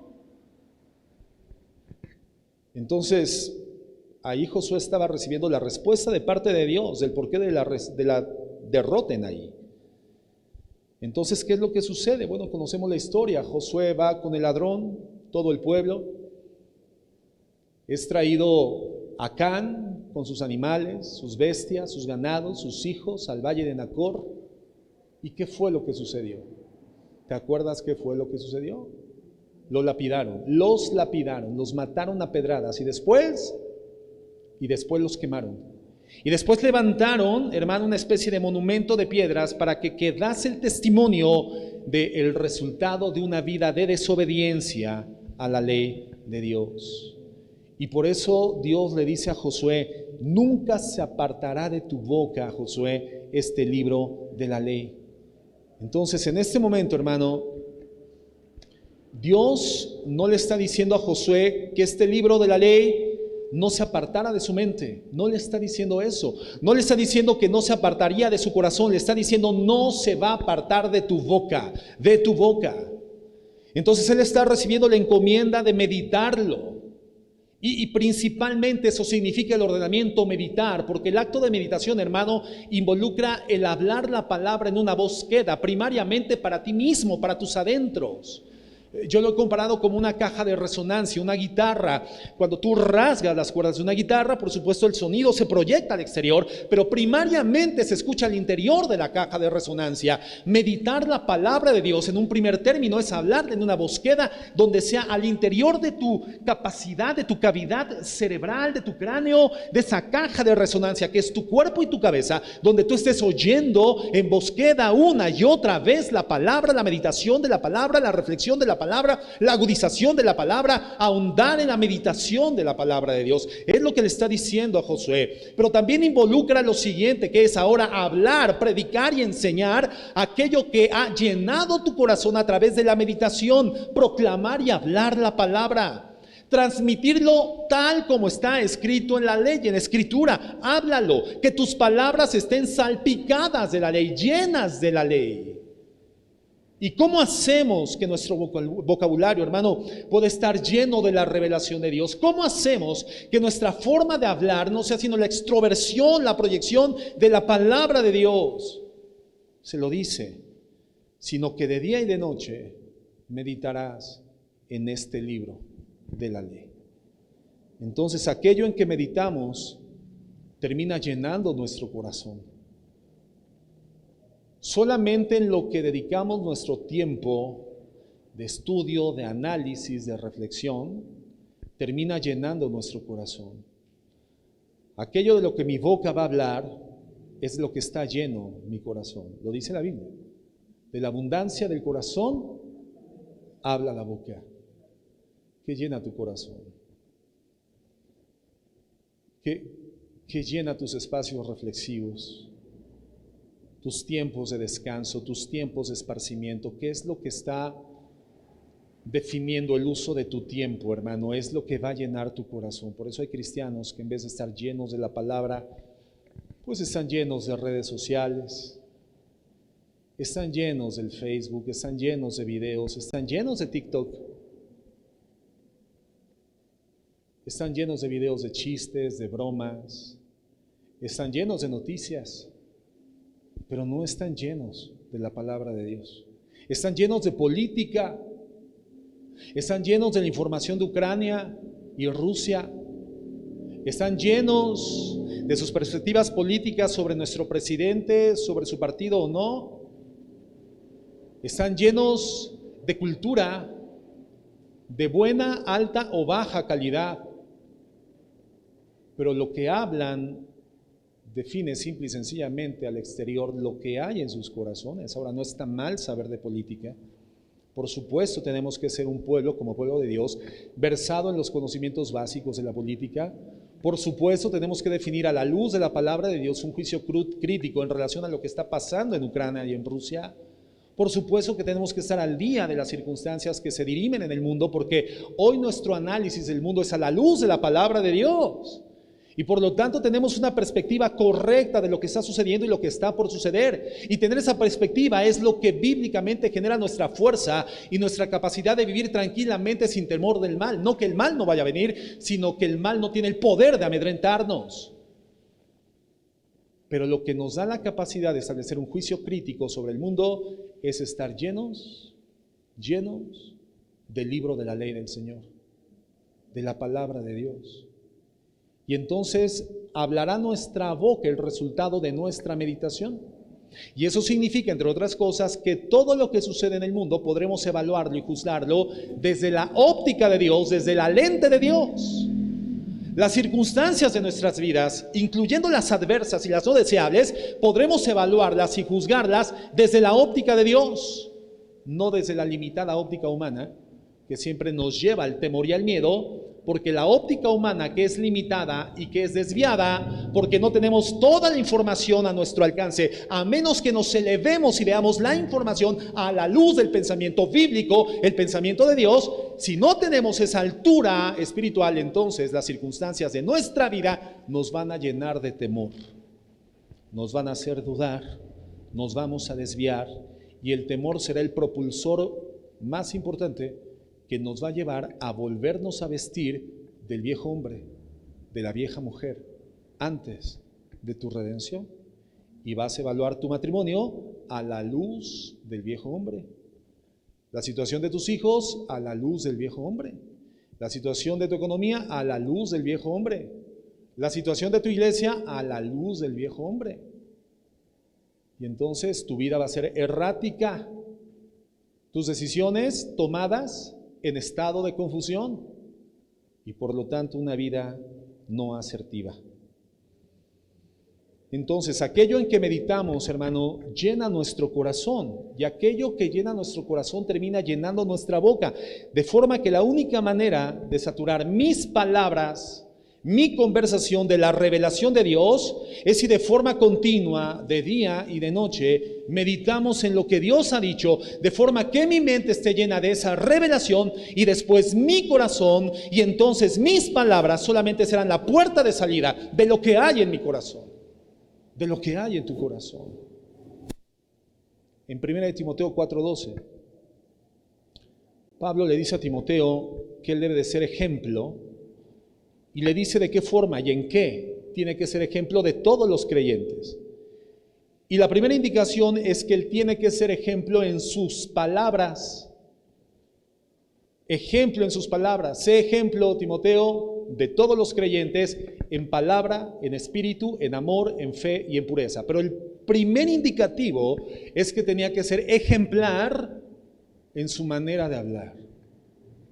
Y ahorita que estamos abordando esta fase terminal del tema, yo sí les invitaría a que permitamos que el Espíritu Santo nos guíe a una acción reflexiva sobre la manera en la que hablamos. El tipo de palabras que constantemente estamos utilizando. A ver, ¿tu lenguaje es una proyección de la palabra de Dios o tu lenguaje es una proyección de la cultura? Una proyección de las redes sociales, de la forma en la que se habla hoy en día. Porque como hay cristianos que les encanta hablar casi que en el caló de la cultura caída del mundo. Fíjate, cristianos, ¿qué onda, carnal? Ahora, yo entiendo que en el pasado, antes de tu redención en Cristo, pues decirle carnal a un compa de la escuela, a tu mejor amigo de la escuela, se oía bien, ¿no? Carnal, carnalote. Tú y yo, mira, hasta el infinito y más allá. Sellemos un pacto de amistad con sangre y si no con salivita, pero algo que nos haga sentir que tú y yo somos uno mismo, carnal. Y esos eran los valores que unificaban esas vinculaciones, valores carnales. Pero un cristiano diciendo, porque es que es cultural, es que se oye bien en la cultura, se oye bien en el mundo. Entonces a mi brother le digo, ¿qué onda, carnal? Oye, eso es carnal. Eso es carnal. Ahora, ¿por qué le dices a tus hermanos? Eso es un ejemplo de muchísimos, ¿no? ¿Por qué le dices a tu hermano carnal? Porque eso es lo que tiene saturado tu corazón. No, pero si la palabra de Dios está saturando tu corazón, ¿cómo dice la Biblia que debemos de hablarnos entre hermanos en la fe? ¿Cómo? Con salmos, con cánticos y con himnos espirituales, no carnales. Entonces, ¿qué es lo que esperarías en su forma de hablar de un hijo de Dios si comparten la fe en Jesucristo? Que te diga, hermano, Dios te bendiga. Comadre, compadre. Y perdón por los que se dicen compadre, pero a ver, ¿te das cuenta que era un compadrazgo, hermanos? Que era un compadrazgo en el mundo, ¿no? El que te bautizaba a tus niños. ¿Y cuál supuestamente era la responsabilidad del padrino de tus hijos, que ahora era tu compadre? Que si tú llegabas a faltar, el padrino se constituiría en el tutor de vida de ese niño y su responsabilidad era literalmente hacer de un hombre una mujer de provecho. Y por eso tú tenías mucho cuidado en elegir a tus compadres en el mundo, porque tenía que ser una persona confiable. Pero ¿qué sucedía después del bautizo y de que ya era el padrino de tus hijos y de que fue tu compadre? ¿Qué sucedía? La mayoría de las veces no lo volvías a ver. Hermano, ¿te digo cuántas veces vi a mi padrino de bautismo? El día de mi bautismo. Sí, este era un sobrino de mis papás que se fue, de mi papá, porque era del lado de mi papá, que se fue a vivir a Mérida, hermano. Y yo te digo, cuando fui a Mérida, 29 años después, y además ni lo encontré. O sea, yo lo vi el día de mi bautismo, por lo tanto, aunque tengo buena memoria, hermano, no me acuerdo de él. La verdad es que no me acuerdo de él. Pero ya eran los compadres de mi papá, de mi mamá, era mi padrino, compadre. Y vamos a suponer que fuiste diligente y ese compadre sí se está comportando como un padrino y como una persona confiable. Ahora, ¿que ese compadrazgo no se va a terminar el día que tú te mueras o que tu compadre se muera? Por lo tanto, es una relación efímera, terrena, carnal, se va a finiquitar. Entonces, si tú eres hermano en la fe de tu compadre, ¿cómo le tendrás que decir a tu hermano en la fe? Hermano. Pero cuando tú le dices de otra manera a tu hermano, pues lo que está sucediendo es que tu corazón está lleno de otras cosas. de otros valores. O sea, tu vinculación con la gente está fundamentada en otros valores que no son los valores del reino de Dios. Y habrá quien diga, uy, no, pues lo que te digo, casa de oración es una bola de exageradotes. Bueno, a ver, ¿quién es quien dice? Llénate y satúrate. No se aparte de tu boca este libro de la ley. ¿Para qué? Para que tu vida es una línea recta. No te apartes ni a izquierda ni a derecha. ¿Quién está diciendo eso? Es Dios. No te desvíes. Pequeñas desviaciones terminan llevando tu vida y tus relaciones a grandes transgresiones.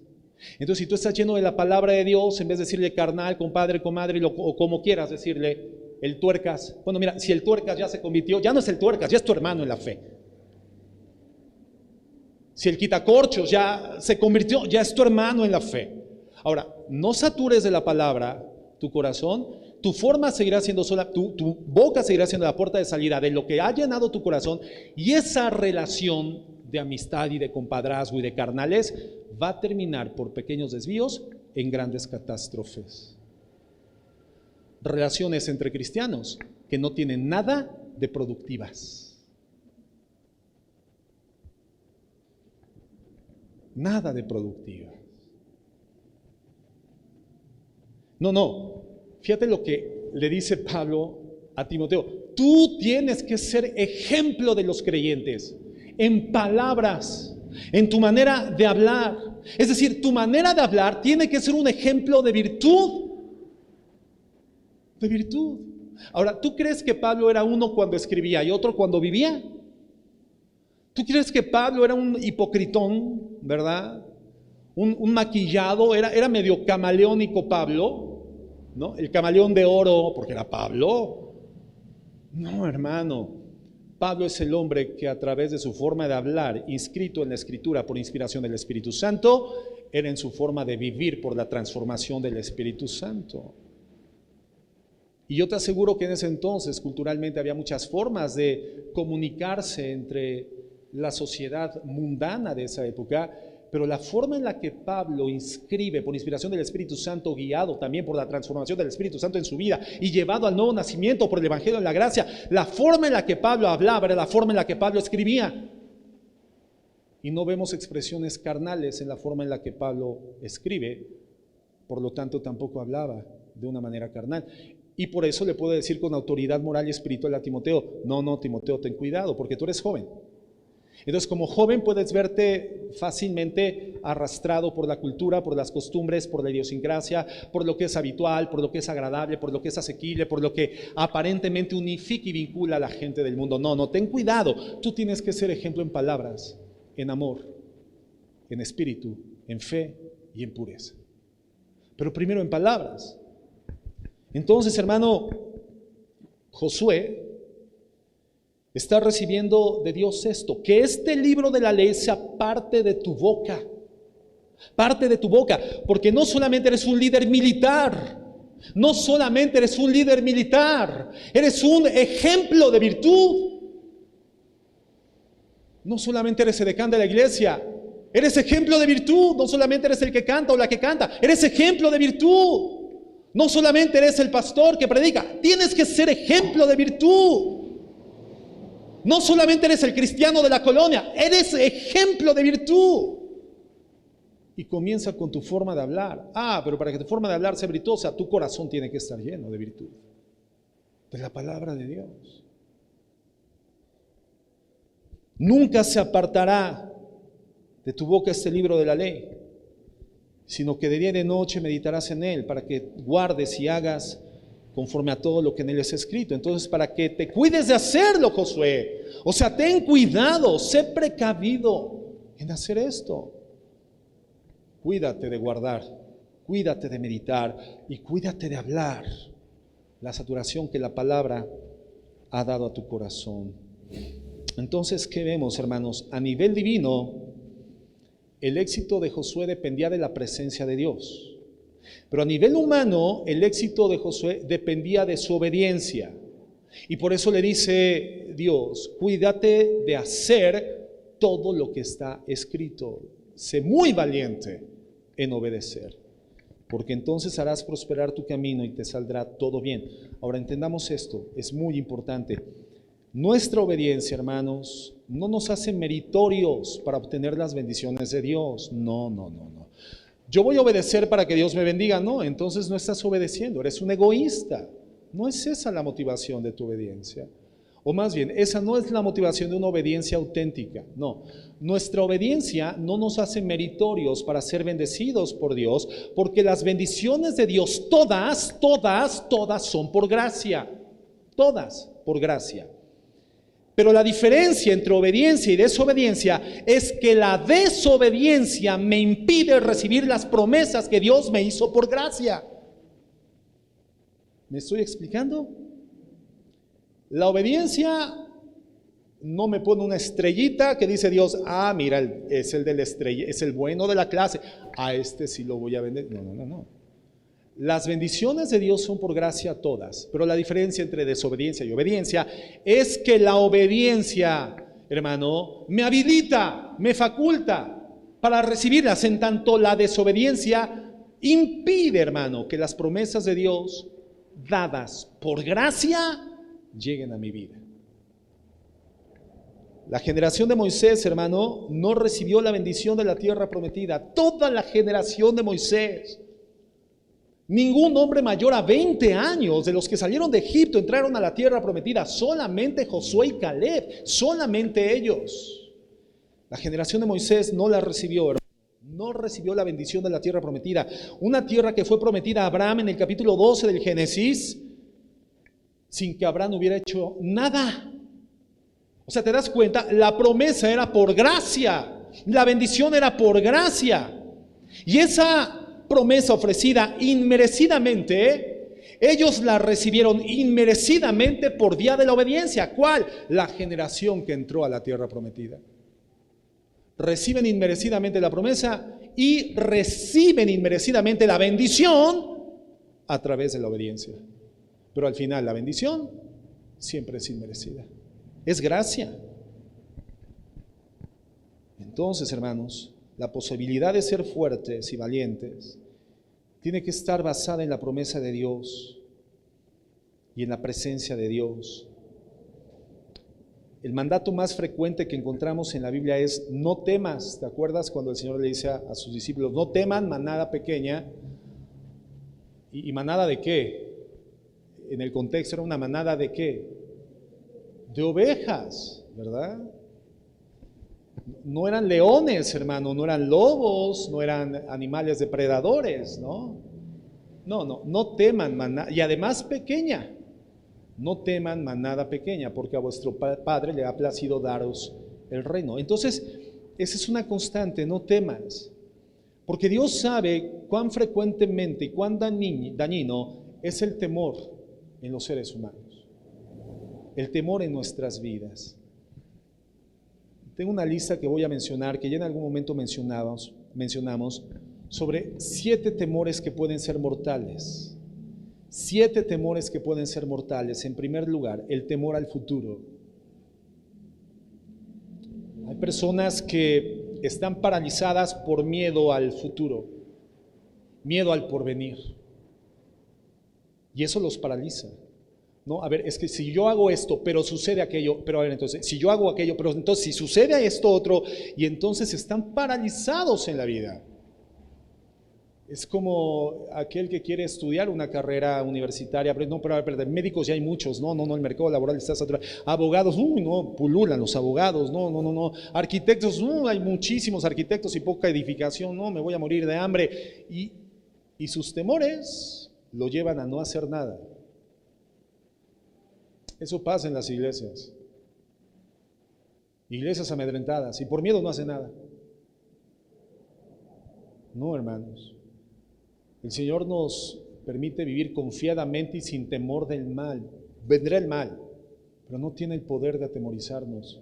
¿Por qué, hermano? Porque si Dios está con nosotros, ¿quién contra nosotros? Tenemos la promesa, tenemos la palabra y tenemos la presencia de Dios. Otro temor, hermano, que es mortal, el temor a las enfermedades. Sí, porque todos somos muy valientes hasta que nos llega un diagnóstico que no nos agradó, ¿no? Todos somos hombres y mujeres de mucha fe hasta que nos llega un diagnóstico médico que no es nada favorable. Temor a la muerte. A ver, hermano, si tú te enfermas, ¿qué es lo peor que te puede llegar a suceder? Lo peor, si te enfermaste. Ay, me picó un pollo en el dedo gordo del pie. ¿Pero qué crees? Se me infectó. ¿Y qué crees? Subió la infección. ¿Y qué crees? Ya no para la infección. ¿Qué es lo peor que te puede suceder porque te pique un pollo, hermano? ¿Qué? Que te mueras. Ahora, si tú eres un hijo de Dios y te mueres, ¿te fue bien o te fue mal? Lo mejor que te pudo haber pasado. Lo mejor que te pudo haber pasado. ¿Por qué? Porque allá en el cielo ya no te va a picar un pollo. Porque allá en el cielo ya no van a haber infecciones. Porque en la presencia de Jesucristo, dice, ni más llanto ni más dolor. No hay más aflicción. Porque además, y lo más glorioso no es la ausencia del sufrimiento físico que tenemos en la tierra, lo más glorioso es estar en la presencia de Dios. Y aquel que tiene esa esperanza, dice el Señor Jesucristo, se purifica a sí mismo todos los días como Él es puro. Es decir, nuestro progreso en la santificación, el querer ser más como Jesucristo, ser fieles al cumplimiento de nuestro propósito, a la asignación, la tarea, el desarrollo de una vida de integridad y santidad, no es otro, sino un día estar en su presencia. No hay otro propósito, hermano. Así como el estudiante de una carrera universitaria, su propósito es un día estar recibiendo el diploma de graduación, el título, hermano, nuestro propósito en la preparación terrena como hijos de Dios es estar en la presencia de Dios. Ese es el más grande propósito. Y Pablo decía, para mí el vivir es Cristo, pero mi verdadera ganancia es cuando me muera. Para mí el morir es ganancia. Mientras vivo, vivo para Cristo, pero para mí el morir es ganancia. Llegué con Jesús. ¿Quién quiere estar con Jesús? ¿Quién se quiere morir?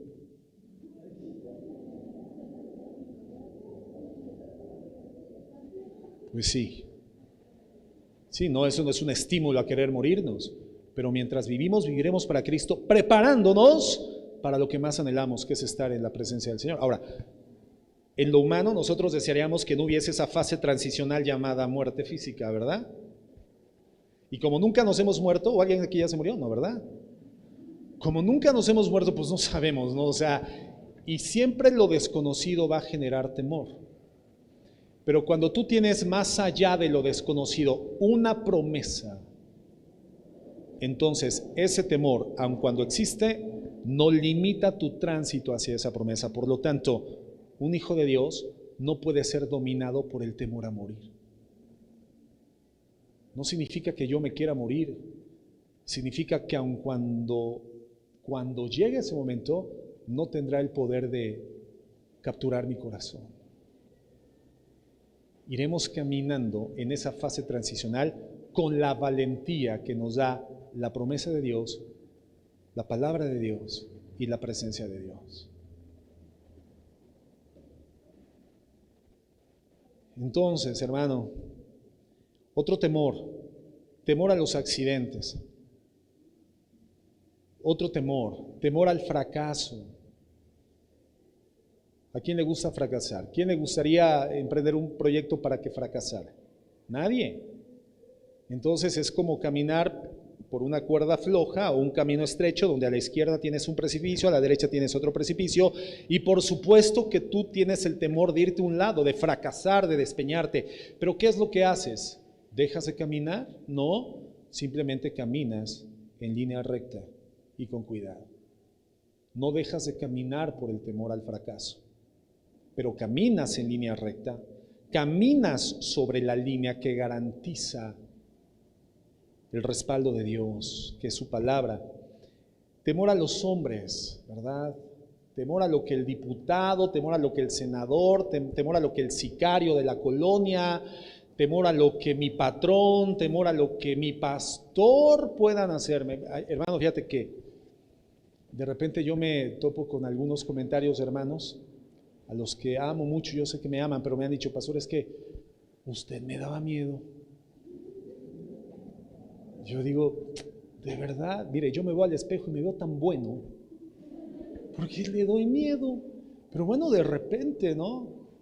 O hermanos que vienen. Fíjese que vino el hermano fulanito y me dijo, pastor, que me lo decía a mí porque le daba miedo decírselo a usted. Fíjate nada más. Fíjate nada más. Tener miedo entre nosotros. Tener miedo de tu pastor, hermano. Imagínate en un rebaño de ovejas donde el pastor se aproxima y en vez de que las ovejas se aproximen, las ovejas salen corriendo. ¿Por cómo pastorear un rebaño de ovejas si las ovejas le tienen miedo al pastor? No, pues así no se puede. Bueno, pues hay ovejas que le tienen miedo al pastor. Hermano, ¿no? Imagínense, si me hubieran conocido antes, salen corriendo. Salen corriendo. No, hermanos, a ningún hombre debemos de tener temor. Respeto sí, amor sí, pero temor. La Biblia dice, no temeré de lo que me pueda hacer el hombre, refiriéndose a los hombres malignos, a los hombres con influencia, a los hombres con poder, sin redención en el corazón, que pueden utilizar su influencia, fama, poder o economía para dañar tu vida. Dice la Biblia, no temeré lo que me pueda hacer un simple mortal. Porque quien va delante de nosotros como un poderoso gigante es el Dios eterno, hermano, del universo. El Dios que no es vencido, es el vencedor, Jehová, varón de guerra. Por lo tanto, vencedor de todas las causas. El Dios vencedor, Jehová de los ejércitos. Otro temor que tenemos es el temor a la vergüenza. Y cómo la vergüenza ha paralizado a tanta gente. El temor a quedar mal, el temor a qué dirán, el temor a qué va a pensar la gente de mí. Temor a la vergüenza es paralizante. Y por supuesto que hay desafíos, sobre todo en lo social, donde esto va a involucrar ese sentir de incertidumbre o inseguridad por la percepción social. Bueno, no somos entes aislados, nadie es una isla, vivimos confluyendo en una gama diversa de pensamientos, personalidades, caracteres, humanidades, hermanas, unas redimidas, otras no, y entre las redimidas en diferentes procesos de maduración espiritual. Por supuesto que toda la gente se va a hacer un juicio sobre tu persona, sobre mi persona, eso es normal. Pero nosotros no somos movidos por el juicio crítico de la gente, tenemos que ser movidos por lo que Dios dice que somos. Y somos sus hijos, aceptos en el amado. Y si tengo la aceptación de Dios, no por mis méritos, sino por los de Cristo, y su sangre me ha lavado en la cruz, entonces la verdad es que lo que piensen los demás de mí, si mi vida es íntegra delante de Dios, ocupa un plano secundario. Ahora, no significa que no me interese tener un buen testimonio, no, por supuesto que sí, es fundamental ser ejemplo de los creyentes, pero, hermano, no es para satisfacer a los creyentes, es para ser fiel a Dios, es para gratificar el corazón de Dios a través de la obediencia, y la consecuencia será una vida de correcto testimonio. Pero aún llevando una vida de correcto testimonio, habrá gente que no tendrá una buena percepción de ti. Eso es así en el mundo, aún en las iglesias se da esto, hermanos. Entonces no podemos tener temor a la vergüenza. No podemos ser gobernados por ningún tipo de temor.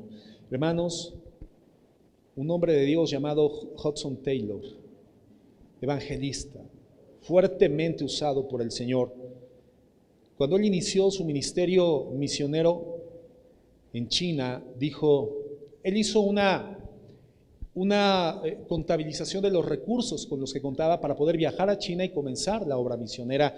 Y entonces él dijo, tengo 25 centavos y todas las promesas de Dios, podemos ir. Eso es una vida sin temor. Ahora, emprender todo un proyecto, hermano misionero, con 25 centavos en la bolsa, seguramente generaba temor, pero el temor no lo dominó, porque estaban las promesas de Dios, la palabra de Dios y la presencia de Dios. Y él sabía que había sido llamado. Solamente hay que tener cuidado. ¿He sido llamado por Dios para esto? Nosotros, hermanos, no tenemos una tierra prometida que conquistar, pero sí tenemos un reino que expandir. El reino de los cielos en el corazón de la gente, en el corazón de los hombres. Entonces tenemos que ser fuertes y muy valientes para meditar en la palabra de Dios de día y de noche, para cruzar nuestros Jordanes y para poner en práctica la palabra de Dios y expandir el reino de los cielos mientras estemos en esta tierra. Tienes la promesa de Dios, la palabra de Dios, la presencia de Dios. Marcha con seguridad. Si es una tierra de gigantes, no es de enanos. Si hay ejércitos en lo físico mejor armados que tú. Si hay desafíos donde las compañías serán más multitudinarias que la tuya, pero Jehová Dios irá delante de ti como un poderoso gigante. Solamente sé valiente en cruzar el Jordán. Esfuérzate y sé muy valiente en meditar día y noche la palabra de Dios, en trazar una línea recta conforme a la palabra en la que transite tu vida, y cuando te desvíes, arrepiéntete, perdónate, levántate y sigue adelante, y entonces prosperarás en todos sus caminos. Lo que hagas te saldrá bien, porque no te saldrá bien lo que tú quieres hacer, sino que tú estarás haciendo la voluntad de Dios, el propósito de Dios, y Dios respalda su propósito. No seas un itinerante, no seas un advenedizo, no actúes por espontaneidad, no, prepárate con diligencia, prepárate con fidelidad y con lealtad. Nunca abandones tu bandera, nunca abandones tu asignación, nunca lo hagas. Camina, no es fácil, así es la vida, estamos en un mundo caído, pero el Señor dice, no teman manada pequeña, a mi Padre le ha placido daros el reino. Vamos a orar. Señor,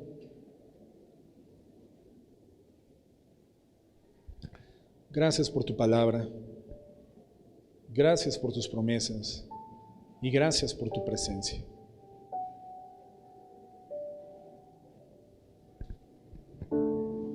Decir que no van a haber obstáculos y situaciones difíciles sería mentir. Decir que no habrá más dolor en esta dimensión terrena sería mentir. Decir que todo será color de rosa y miel sobre hojuelas sería mentir. Claro que hay gigantes, claro que hay ejércitos bien armados, claro que hay pueblos más multitudinarios. Por supuesto que no es fácil, pero Señor, tú lo dijiste, tú lo vas a hacer. Tú vas conmigo, jamás seré vencido. Tu presencia me da el sustento que requiero para caminar con seguridad y sin temor del mal. Habrán dificultades, pero ninguna de ellas podrá secuestrar mi vida, ni en el presente ni en el futuro. Soy cuidadoso de verificar reflexivamente, mi Dios, el estado de mi alma y la respuesta de mi alma ante mis temores. Y si me doy cuenta de que mis temores han comenzado a gobernar mi mente, mi corazón y mi conducta, entonces corro al arrepentimiento, corro a tu palabra, y es en tu palabra donde continúo progresando en conocerte. Tu palabra continúa generando en nosotros, Señor, en mi corazón una transformación sobre la certidumbre veraz de quién eres tú y tu poder invencible, absoluto y total. Tu todo poder en el universo, en la creación misma. Y eso solamente va a generar en mi corazón certezas. Y aunque mis ojos vean cosas diferentes a las que tú hablas, yo caminaré por lo que hablas, no por lo que veo. Esa es la vida de fe. No es dar saltos al vacío siguiendo mis sueños y mis expectativas, no, es conocer tu palabra y ver tu palabra cómo pavimenta sólidamente mi trayectoria, al grado de decirme, pisa fuertemente en mi palabra y estarás seguro y sin temor del mal. Señor, gracias. Gracias por darnos el trazo. Ni siquiera nosotros necesitamos trazar el camino, ya está trazado. Tú eres el camino, tú eres la verdad, tú eres la vida, y no hay nadie que pueda llevarnos a la presencia del Padre sino tú. Si estamos en ti, Jesús, ya llegamos. Aunque físicamente en esta dimensión aún estemos en tránsito, Señor, ya llegamos. y ya estamos sentados juntamente con Cristo en los lugares celestiales.